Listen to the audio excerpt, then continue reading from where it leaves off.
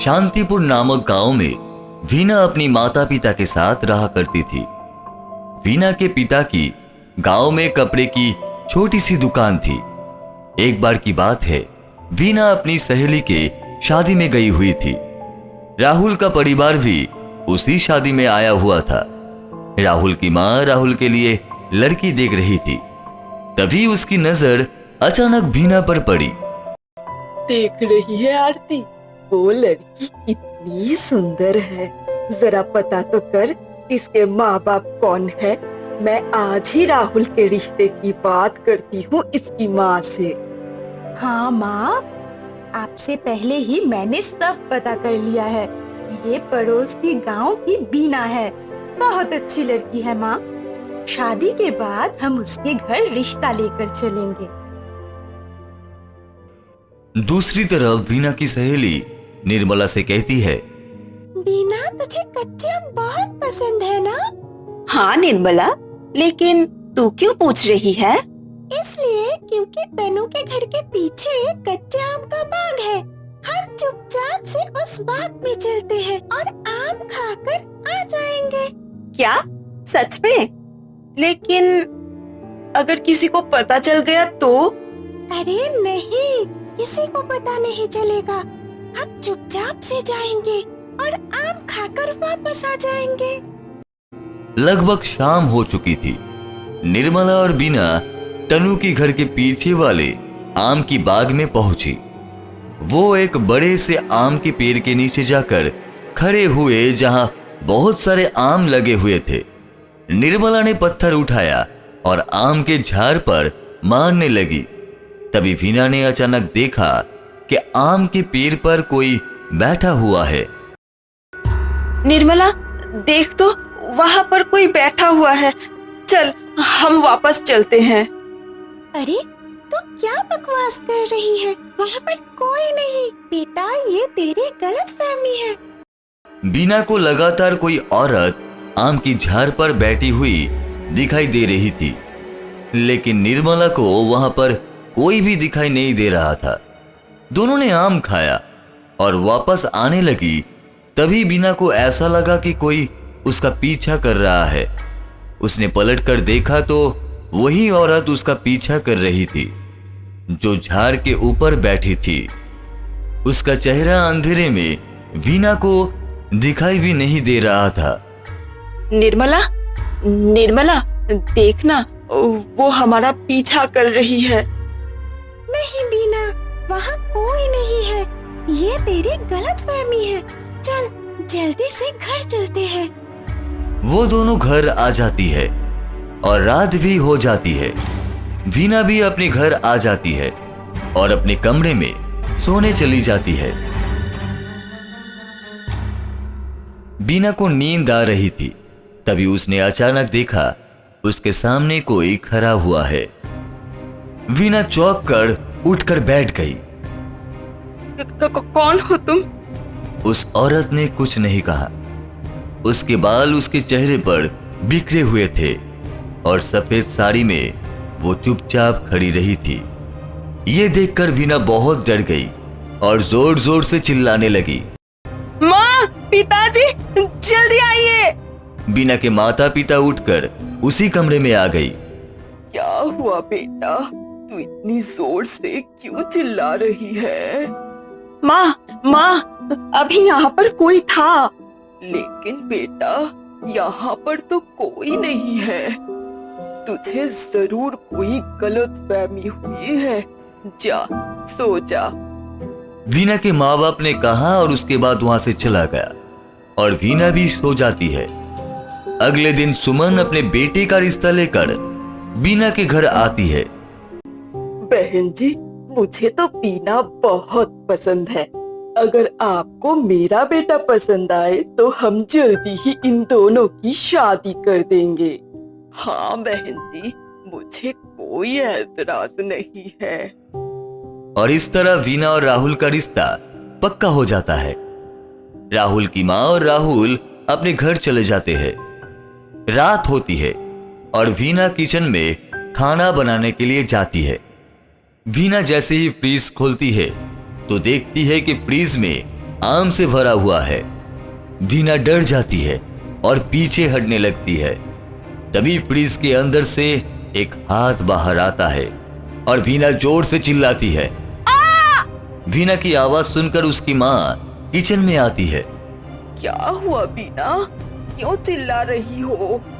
माँ, फ्रिज में बहुत सारे आम है, पता नहीं कहाँ से आए, और उनके बीच एक हाथ भी है जो बाहर निकल रहा था। वीना की माँ फ्रीज खोलकर देखती है, लेकिन उसमें कोई भी आम नहीं था। बेटा, लगता है तुम्हारी तबीयत कुछ ठीक नहीं है। तुम जाकर आराम करो, खाना मैं बना लेती हूँ। वीना कमरे में चली जाती है और कोई बुक निकालकर पढ़ने लगती है। थोड़ी देर बाद अचानक ही वीना की कमरे में लाइट बंद हो जाती है। वीना बहुत ही डर जाती है और दौड़ के दरवाजे की तरफ भागती है, लेकिन दरवाजा भी अचानक ही बंद हो जाता है। वीना के सामने वही औरत वापस से आ जाती है। कौन हो तुम, और मुझे बार बार क्यों नजर आ रही हो? वीना की इतने कहते ही कमरे में लाइट फिर से जल जाती है। वीना देखती है एक बहुत भयानक शक्ल की चुड़ैल वीना के सामने खड़ी है। वो चुड़ैल तेजी से वीना की तरफ बढ़ती है और वीना के अंदर समा जाती है और वीना भी बेहोश हो जाती है। थोड़ी देर बाद वीना की माँ कमरे में आती है। अरे बीना, क्या हुआ? वीना की माँ पानी लेकर वीना के ऊपर छिड़काती है। वीना होश में आती है। बीना, क्या हुआ था तुम्हें? तुम बेहोश कैसे हो गई थी? मुझे कुछ नहीं पता, मुझे अकेला छोड़ दो। वीना की माँ वीना की बदले हुए इस चेहरे से बहुत ही आश्चर्यचकित थी, लेकिन वो वीना को छोड़कर चली गई। रात को जब वीना के पिताजी घर आए तो उसकी माँ बोली, सुनिए, बीना की तबीयत कुछ ठीक नहीं लगती। वो बहुत अजीब तरह से व्यवहार कर रही है। हाँ, कई बार लड़कियां शादी से पहले थोड़ी बदल जाती है। अच्छा ठीक है, कल हम उसको डॉक्टर को दिखाने ले जाएंगे। अगले दिन वीना की माता और पिता उसको डॉक्टर को दिखाने के लिए ले जाती है, लेकिन सारी रिपोर्ट ही नॉर्मल थी। डॉक्टर कुछ दवा देकर वीना को घर भेज देता है। जल्दी ही वीना की शादी का दिन भी आ जाता है और बड़े ही धूमधाम से वीना और राहुल की शादी भी हो जाती है। वीना अपनी ससुराल आ जाती है। सभी लोगों ने दुल्हन से मिलने के बाद वीना की सास वीना को उसके कमरे में भिजवा देता है। थोड़ी देर पर राहुल आता है। राहुल जैसे ही कमरे में आता है तो देखा है कि वीना टेबल के ऊपर खड़ी है। वीना, तुम टेबल के ऊपर क्यों खड़ी हो? क्योंकि मुझे हवा में झूला झूलने में बहुत मजा आता है। अच्छा, लेकिन तुम हवा में कैसे झूले? और हवा में कैसे झूलते हैं मुझे भी बताओ, मैं भी झूलूंगा। राहुल की इतने कहते ही वीना इसी कमरे में हवा में उड़ने लगती है।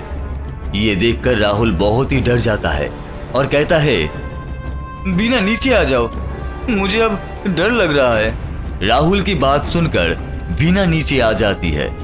राहुल ने चैन की सांस ली और फिर कहा, मुझे नहीं पता वीना कि तुमने ये कैसे किया, लेकिन अब ऐसा कभी मत करना, ठीक है? ठीक है राहुल।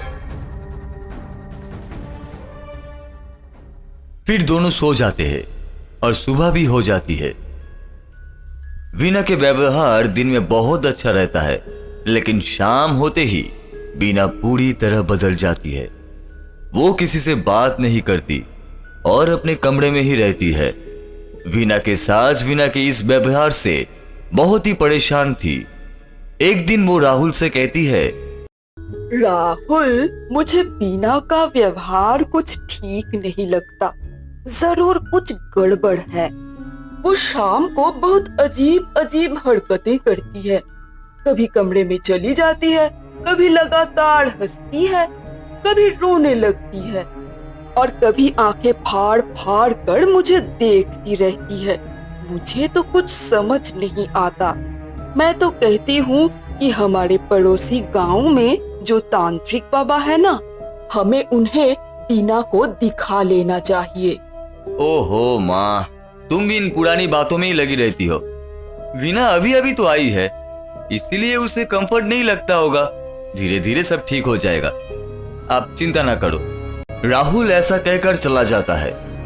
उस दिन की शाम वीना अपने कमरे में ही थी। तभी सुमन वीना को उसके कमरे के बाहर जाकर आवाज देती है। बीना बेटा, बीना, खाना तैयार हो गया है, चलो खा लो। लेकिन वीना कोई जवाब नहीं देती।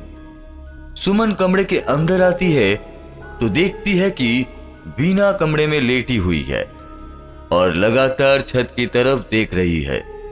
सुमन वीना को आवाज देती है। बेटा बीना, चलो खाना खा लो।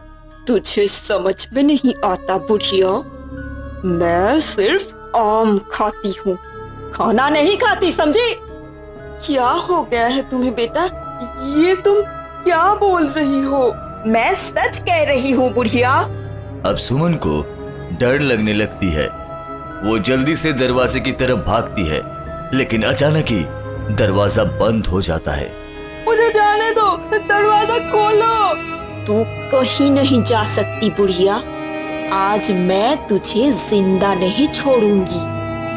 तू मुझे तांत्रिक के पास ले जाना चाहती थी ना?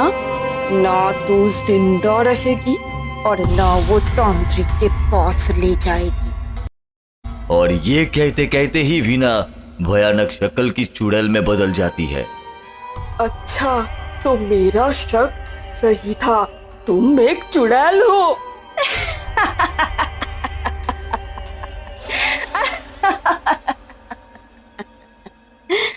हाँ बुढ़िया, तू सही समझी, पर तू समझ गई यही तेरी गलती है।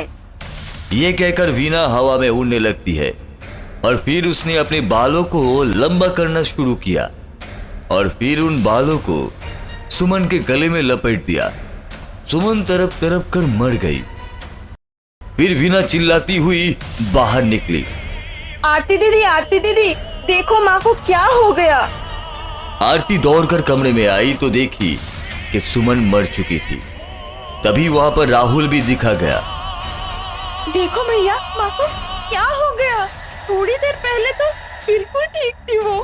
भाभी को खाना के लिए बुलाने आई थी और देखो ना क्या हो गया। राहुल को कुछ समझ में नहीं आ रहा था। राहुल ने अपनी माँ का अंतिम संस्कार किया और वापस आकर हॉल में बैठा था। तभी आरती आई और राहुल के पास बैठकर बोली, भैया, मानो या ना मानो, मुझे तो कुछ गड़बड़ लगती है। माँ हमेशा ही कहती थी कि भाभी को तांत्रिक बाबा को दिखा देना चाहिए। हाँ आरती, तुम सही कहती हो। मैं आज शाम को ही वीना को लेकर तांत्रिक बाबा के पास जाता हूँ। शाम को राहुल घर आता है और वीना से कहता है, वीना जल्दी से तैयार हो जाओ, हम कहीं घूमने जाएंगे। तू मुझे बेवकूफ समझता है? तू मुझे तांत्रिक के पास ले जाना चाहता है? आज तो मैं तेरा किस्सा ही खत्म कर दूंगी। वीना तैयार हो जाती है और दोनों कार में बैठकर तांत्रिक बाबा के पास जाने के लिए निकल जाती है। रास्ते में अचानक ही कार की स्पीड बहुत ही तेज हो जाती है। राहुल कार को कंट्रोल करने की बहुत कोशिश करता है, लेकिन कार कंट्रोल नहीं होती। तब वीना कहती है, अब ये कार कंट्रोल नहीं होगी। तू मुझे तांत्रिक के पास ले जाना चाहता है? आज मैं तुझे किसी और दुनिया में पहुंचा दूंगी। ये तुम क्या कर रही हो वीना? बंद करो ये सब प्लीज। वीना अपने हाथ राहुल के गले की तरफ बढ़ाने ही वाली थी, तभी उसकी नजर कार में टंगी हुई एक ताबीज पर पड़ी जो तांत्रिक बाबा ने राहुल को दिया था। वीना चुपचाप बैठ गई और कार की स्पीड भी नॉर्मल हो गई। तभी वीना राहुल से बोली, राहुल, मैं तो मजाक कर रही थी। राहुल ने उसे इस बार कोई जवाब नहीं दिया, लेकिन वो समझ चुका था कुछ तो गड़बड़ है। जल्दी वो लोग तांत्रिक बाबा के पास पहुंच गई। तांत्रिक बाबा वीना को देखते ही सारी बात समझ गई। तांत्रिक बाबा ने वीना को अपने सामने बैठाया और कुछ मंत्र पढ़े। तभी वीना एक भयानक शक्ल की चुड़ैल में बदल गई और चुड़ैल बोली, तू मेरा कुछ नहीं बिगाड़ सकता तांत्रिक। जल्दी से बता कि तू कौन है और इस लड़की के पास कैसे आई। ये लड़की मेरे आम के बगीचे में आम खाने आई थी। इसने मेरे आम खाए हैं। मैं इसे जिंदा नहीं छोड़ूंगी। तू ऐसे नहीं कर सकती। उसने अनजाने में तेरे बाग से आम खाए हैं। तू इसे छोड़कर चली जा। नहीं, मैं नहीं जाऊंगी। मैंने इसकी माँ को मार दिया है और मैं इसके पति को भी मार दूंगी और मैं तुझे भी मार दूंगी। तांत्रिक बाबा मंत्रों को पढ़ना शुरू करते हैं। मंत्र पढ़ते ही वीना अचानक से ही रस्सी से बंध जाती है और जोर जोर से चिल्लाने लगती है। नहीं, मुझे छोड़ दो, मुझे जाने दो, मुझे मत मारो मुझे। मैं तुझे एक ही शर्त पर छोड़ सकता हूँ। अगर तू इस लड़की के शरीर को छोड़कर चली जाती है तो।